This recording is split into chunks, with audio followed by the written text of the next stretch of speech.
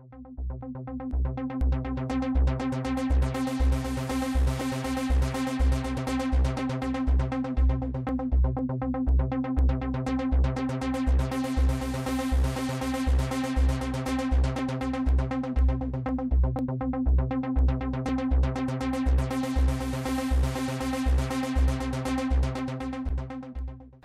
me about how you've actually become involved with Cope, about your journey to date. Yeah, good morning, Nikki.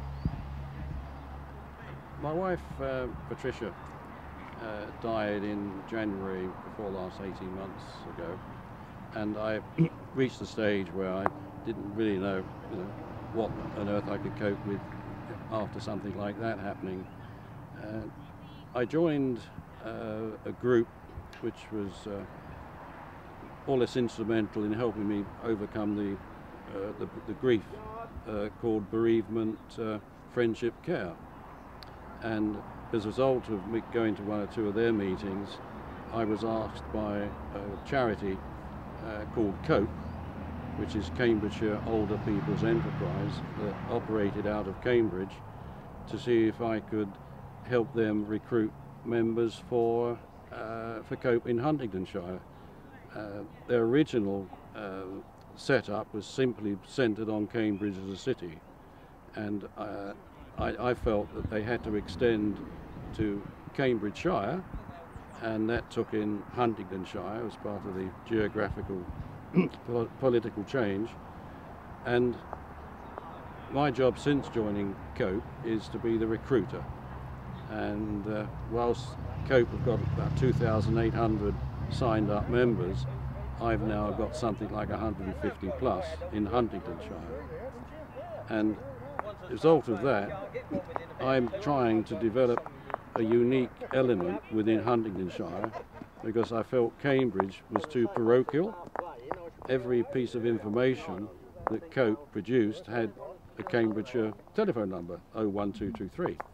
And I thought, if I want people, members, to become involved more locally to Huntingdonshire, I had to set up my own meetings, my own means of contact, in firstly St Ives and in Huntingdon here. And during that, I'm trying to develop the interest, individual interest, that is peculiar, if you like, specific to Huntingdonshire. And that's why we're here as well. Indeed, this is part of the information that is available not only through Cope, but certainly Cope has promoted the bowls. You have the outdoor bowls here, the real green grass, and you also have the indoor bowls, Huntingdon Indoor Bowls Club, that uses plastic grass. So we can play all the year round. And the outdoor club has got a few hundred members, and they meet in the pavilion behind, the usual, call it village green type activities, whist drives, raffles, beetle drives, and the like. Bowls is a sport that is available to all ages, and we're trying to encourage a bit younger group, because its image at the moment is the older, if I'm allowed to say older, elderly, mature individual. But it does give individuals the opportunity of meeting other individuals and form a group that they can relate with. It encourages them to get out and take part.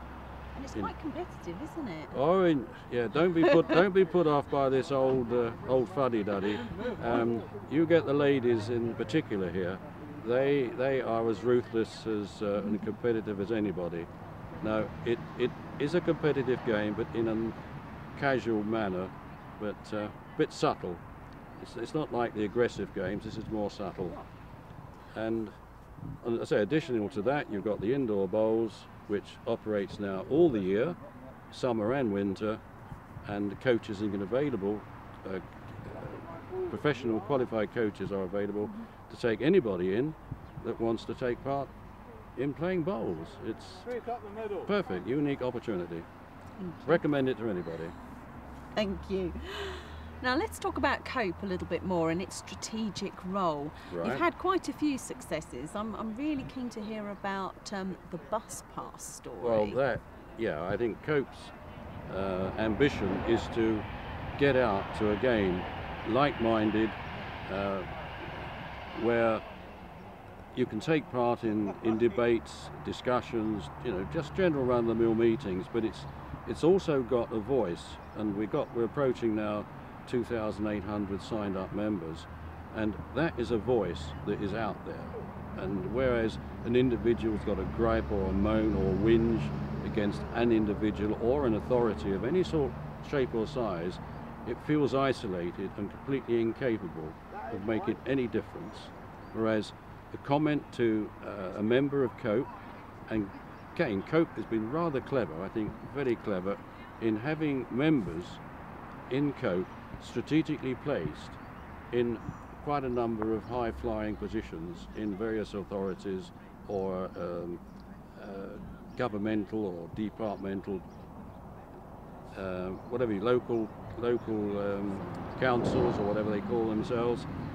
And a typical example of that was some years back when Cambridge City, as a city, introduced what it called the free bus pass. And that proved to be quite successful. And Cope then picked up on that and said, well, if it's that successful and it's limited to the environs of Cambridge City, what about those that are on a longer distance out of the city but would like to get in and have got to pay for their bus fees? Well, you had first-hand experience of that. Well, I mean, it sounds a bit fantastic, but it was true. My wife and I tried to get into the centre of Cambridge on 2 occasions when we first moved up to Huntingdon, and on both occasions we were so thwarted and frustrated by the one-way systems, the bollards that come up underneath your car and lift you suspended, and the excessive parking fees. We struggled to cope with the one-way system of Cambridge and obviously excessive parking. And although my wife was desperately keen to get into the shops of the centre of Cambridge, as ladies do, we were so angry that we decided to go home and, you know, sit and have a cup of tea or coffee and moan about it when we got home, which to me... You didn't get your day out. Pat didn't get a day out. I kept the plastic in my pocket. and that happened on 2 occasions. And Pat and I had a bit of a tease story about it. I said, I believe that the centre of Huntingdon, the centre of Cambridge, may not even exist all the year round. I got a feeling it's a bit like Brigadoon. And all we had to do was find out which day of the year that Cambridge Centre City really appeared. It's not a cardboard cutout, but we gave up, and we gave up going to Cambridge because of the difficulty of getting there. But as a result of the bus pass, which has now come a full circle, at my age I'm now able to use a free bus pass.